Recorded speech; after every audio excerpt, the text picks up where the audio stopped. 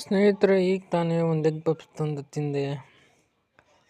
ಆದರೆ ಈ egg puffs ಯಾವತ್ತು ಮಾಡಿದ್ದು ಏನೋ, ಆತ ಕೊಡುವಾಗ ತುಂಬ ಬಿಸಿಯಾಗಿತ್ತು. ಮನೆಗೆ ಬಂದು ಕಟ್ ಮಾಡಿ ಅದನ್ನು ನೋಡಿದರೆ ಅಲ್ಲಿರ್ತಕ್ಕಂಥ ಮಸಾಲೆ 2 ದಿನದ ಹಿಂದೆ ಹಾಕಿಟ್ಟಿದ್ದ ಅನಿಸುತ್ತೆ. ಪೂರ್ತಿ ಒಂದು ಅಂಡ್ಯಾನೂ ಹಾಕಿರಲಿಲ್ಲ, ಬರೀ ಒಂದು 4 ಅಂಶ ಅಂಡ್ಯಾನ ಹಾಕಿದ್ದ. ಅಂದರೆ ಒಂದು ಅಂಡಿನಲ್ಲಿ 4 ಭಾಗ ಮಾಡಿ 1 ಭಾಗನ ಎಗ್ ಪಪ್ಸಲ್ಲಿ ಹಾಕಿ ಬೇಯಿಸೋದು, ಮತ್ತು ಅದನ್ನು ಸರಿಯಾಗಿ ಬೇಯಿಸಿರಲಿಲ್ಲ. ಸೊ ಈ ಬೇಕ್ರಿಲಿರ್ತಕ್ಕಂಥ ಎಲ್ಲ ಪದಾರ್ಥಗಳು ಮೈದಾ ಹಿಟ್ಟಿನಿಂದ ಮಾಡಿದ್ದೆ.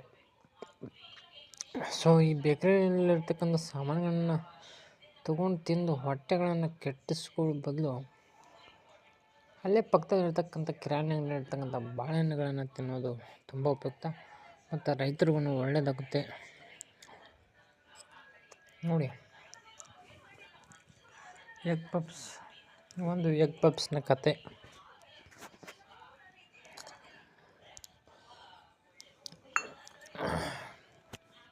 ತೋರಿಸ್ತೀನಿ ನೋಡಿ ಮಸಾಲೆ ನೋಡಿ ತಿನ್ನೋಕ್ಕಾದರೂ ಆಗುತ್ತೆ. ಇದನ್ನು ಎಗ್ ಪಪ್ಸ್ನಲ್ಲಿರ್ತಕ್ಕಂಥ ಮಸಾಲೆ ಇದು ಎಗ್ ಪಪ್ಸ್ನಲ್ಲಿರ್ತಕ್ಕಂಥ ಮಸಾಲೆ. ಇದನ್ನು ನೋಡಿದರೆ ತಿನ್ನೋಕ್ಕೆ ಆಗಲ್ಲ. ಅವನು ಏನು ಮಾಡಿದ್ದಿರ್ತಿತ್ತು ಏನೋ, ಅದನ್ನು ಬಿಸಿನಲ್ಲಿ ಹಾಕಿ ಕೊಟ್ಬಿಡ್ತಾನೆ. ಸೊ ನಾನು ಸಜೆಸ್ಟ್ ಮಾಡೋದು, ಎಗ್ ಪಪ್ಸನ್ನ ತಿನ್ನೋಕ್ಕೆ ಹೋಗಲೇಬೇಡಿ. ಇದರಲ್ಲಿ ಹುಳ ಆಗೋದು ಒಂದು ಮಾತ್ರ ಬಾಕಿ. ನೋಡಿ, ಟೊಮೆಟೊ ಕಿಚಪ್ ಅಂತ ಕೊಟ್ಟವನೆ, ಏನು ಮಾಡಿಟ್ಟಿರ್ತಾರೋ ಏನೋ. ಮನೇಲಿಟ್ಟಿರ್ತಕ್ಕಂಥ ಟೊಮೆಟೊನೂ ಕೊಳೆತು ಹೋಗುತ್ತೆ. ಇವ್ರು ಹಾಕಿಟ್ಟಿರ್ತಕ್ಕಂಥ ಟೊಮೆಟೊ ರಸ ಇನ್ನೂ ಹಾಗೇ ಉಳಿಯುತ್ತಾ ಕೆಮಿಕಲ್ಸ್ ಹಾಕಿ ಕೊಟ್ಟಿರ್ತಾನೆ. ಸೊ ಈ ಟೊಮೆಟೊ ಕಿಚಪ್ನಲ್ಲಿ ಏನೇನು ಇರುತ್ತೆ ಅಂತ ನೋಡೋಣ.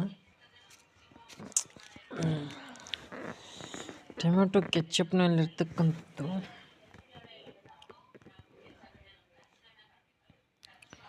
ಎನರ್ಜಿ ವ್ಯಾಲ್ಯೂ ಅಂತೆ 120, ಪ್ರೋಟೀನ್ ಅಂತೆ, ಕಾರ್ಬೋಹೈಡ್ರೇಟ್ ಅಂತೆ, ಶುಗರ್ ಅಂತೆ, ಫ್ಯಾಟ್ ಅಂತೆ, ಸ್ಯಾಚುರೇಟೆಡ್ ಅಂತೆ, ಟ್ರಾನ್ಸ್ ಅಂತೆ, ಚಾಕೊಲೇಟರಲ್ ಅಂತೆ, ಸೋಡಿಯಂ ಅಂತೆ.